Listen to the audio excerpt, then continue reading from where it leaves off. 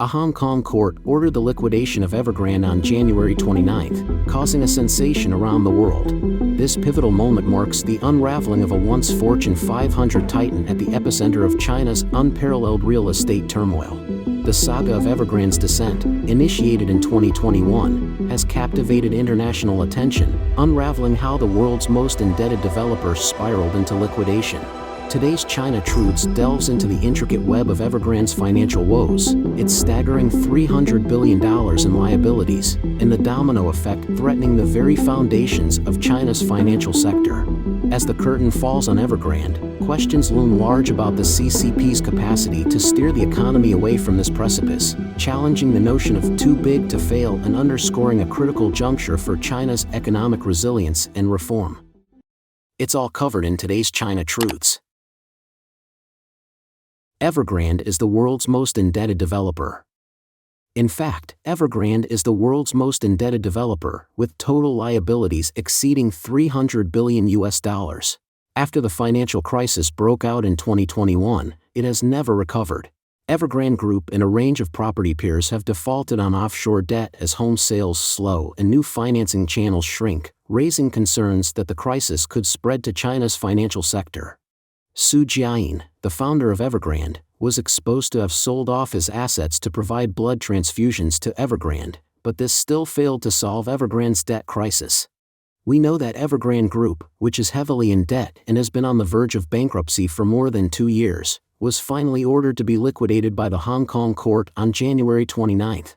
The court held that although Evergrande has repeatedly opposed liquidation, it has not proposed a specific debt restructuring plan for 19 months. Therefore, the court ordered the liquidation of Evergrande. All companies, subsidiaries and even subsidiaries of Evergrande Group may be liquidated one by one, sell for cash to pay off debt. However, because Evergrande's debt structure is very complex, and its assets and businesses are mainly located in mainland China, subsequent liquidation negotiations and implementation will inevitably involve complex political and legal issues. Therefore, creditors want to get their capital back, but they don't know what to do. What year and month? How big of a mess is Evergrande's legacy? According to estimates, Evergrande's total debt amount is about 2.5 trillion yuan, approximately $352 billion, and its creditors are all over the country and abroad, and the unfinished buildings left by Evergrande are all over China, with more than 1,300 unfinished projects, and Jiangsu and Guangdong are the hardest hit areas. There are as many as 1.62 million unfinished houses, and the number of victims of unfinished buildings is estimated to be 5 to 6 million. What's even worse is that Evergrande's total market value in the Hong Kong stock market has collapsed from more than 300 billion Hong Kong dollars, approximately $38.3 billion, at its peak to only 2.1 billion, with more than 99% of its market value evaporating. It's like a once mighty tiger that went out into the desert to suffer a severe heat stroke and finally became so dehydrated that only its fur was left. Evergrande goes bankrupt and liquidates. Has the CCP's rescue of the economy shattered? Many people in the market believe that Evergrande's involvement in China's economy and industry is too broad and deep, and that it is too big to fail. Many people believe that the CCP will eventually rescue Evergrande. But we have also said that the Chinese Communist Party government is currently under huge debt and financial pressure from the central to local governments, so the Chinese Communist Party is actually unable to save Evergrande. Moreover, Evergrande is not the only real estate company experiencing debt explosion today. There are also Country Garden, Zhongjuan Group, etc. If the CCP uses money to rescue Evergrande today, will other real estate companies be rescued? Or will other real estate companies fail and wait for the government to take action? Therefore, the liquidation of Evergrande is not only not surprising, but it is also equivalent to the CCP telling other real estate companies, you can only rely on yourself and seek your own blessings. The government has no money. In fact, the liquidation of Evergrande also shows that the CCP has no intention of saving Evergrande. Now for the Beijing authorities, there are two biggest regime tests.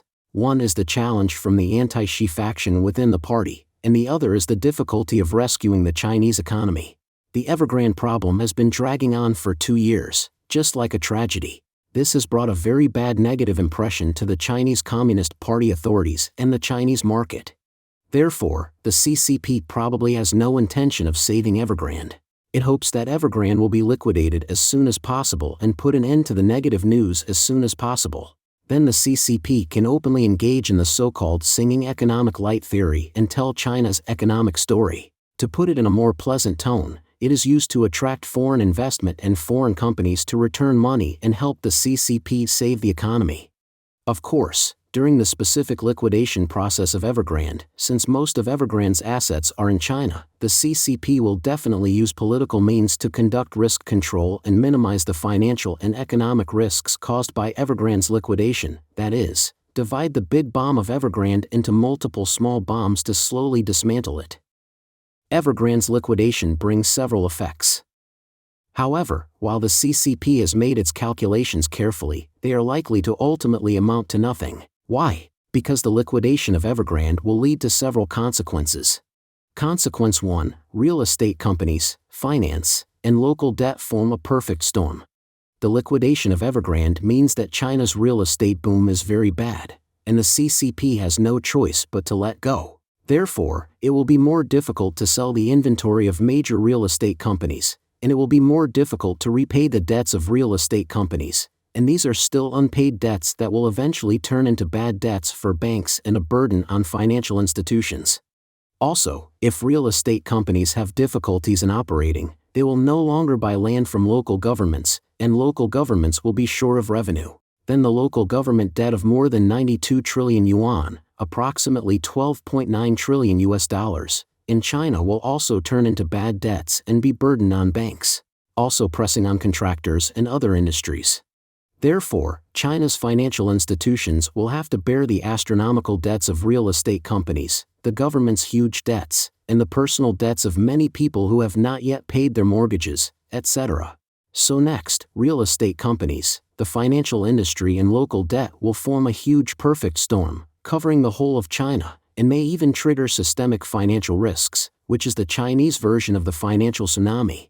Consequence 2, the central bank's release of water is ineffective, private investment and consumption are sluggish. The People's Bank of China has made a sudden and rare move recently, announcing an interest rate cut and an RRR cut, preparing to allow banks to release 1 trillion renminbi to lend to the market and stimulate investment and the economy. Because the troika of China's economy has completely failed, that is, investment, exports, and consumption are all very sluggish, and have even fallen into deflation. Therefore, the Chinese Communist Party decided to implement a double reduction, which is not a frost cut but a cut in interest rates and reserve requirements, hoping to spend a lot of money to stimulate the economy. But the problem is that the CCP has cut reserve requirements and interest rates many times in the past 2 years. But why are they useless? Because the fundamental key is that what private enterprises lack is not funds, but confidence in a safe environment. What consumers lack is not slogans to spread the pie, but confidence and cash. To put it simply, after several years of struggle, the Chinese people have lost confidence in the entire CCP system. We have talked about it before. Why have private enterprises not dared to invest in the past 3 years, closing down or withdrawing one after another? Just because you have no confidence in the CCP's governance, you suddenly have the risk of an epidemic outbreak and sudden city closures, suddenly you have the risk of Sino-US geopolitics, and you have the risk of catching spies everywhere, suddenly you have the risk of cracking down on certain industries. Risk, and the risk of common prosperity, and so on. Who would dare to invest in such a risk-prone environment? As the saying goes, if a gentleman does not stand behind a dangerous wall, of course he can hide when he can and run away when he can. So why don't consumers dare to consume? Because the general environment is depressed and the unemployment rate is too high. Even civil servants have had their salaries cut or cannot be paid, so people can only downgrade their consumption or economize on consumption. Like the liquidation of Evergrande this time, we don't know how many people will lose their jobs. Even those who have a job and some savings don't dare to spend money easily because you don't know whether you will still have income at this time next year. Without consumption, there is no demand. Without demand, companies will not want to borrow money to expand investment. And for the bank, although I have been given instructions from above to release the water, I still have to worry about the bad debts of real estate companies and local governments, and I also have to worry about whether the loans can be recovered, so the bank will probably also to tighten lending. It is estimated that most loans will only be given to state-owned enterprises or large private enterprises that have the ability to repay. Therefore, the CCP's massive release of water to rescue the market this time is likely to be loud but not rainy, because the current fundamental barrier to China's economy lies in the CCP system. It is the CCP's rule that makes people lose confidence. The CCP is the totalitarian head of socialism, but if it wants to play with the free economy of capitalism, it will definitely lead to physical and mental disorders and turn into a mental patient who shouts slogans but achieves nothing. Consequence 3. Opening up fails to attract investment, risking foreign capital entry. The top leaders of the CCP have been shouting the slogan of opening up since the second half of last year.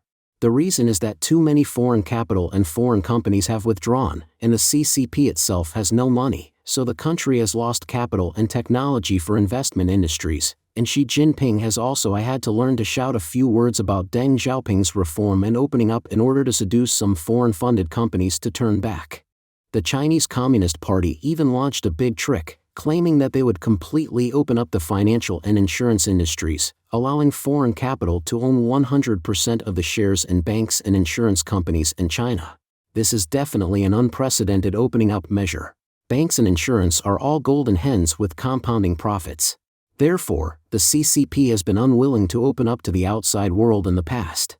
They are all controlled by the powerful families of the CCP. This time the CCP has finally let go and is showing off its golden hen to attract you.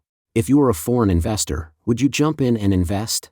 I think most people who know the CCP will not take risks easily. First, the CCP has always regarded money as life, and now it's suddenly opened up the financial industry to foreign investment. Either it is because China's banking industry has suffered serious losses and is short of funds, or it is a national-level money trap that wants to defraud foreign investors, inject huge amounts of capital and then trap them. Second, anyone who knows something about the CCP system knows that the CCP can require the establishment of party branches in foreign-funded companies, and will even use the influence of the party branch in the government to monitor and intervene in the operations and decision-making of foreign companies. Therefore, if foreign capital now invests large amounts of money in China-owned banks, it is likely that they will eventually be forced to bow to the CCP, unable to operate independently, and become the CCP's pocketbook.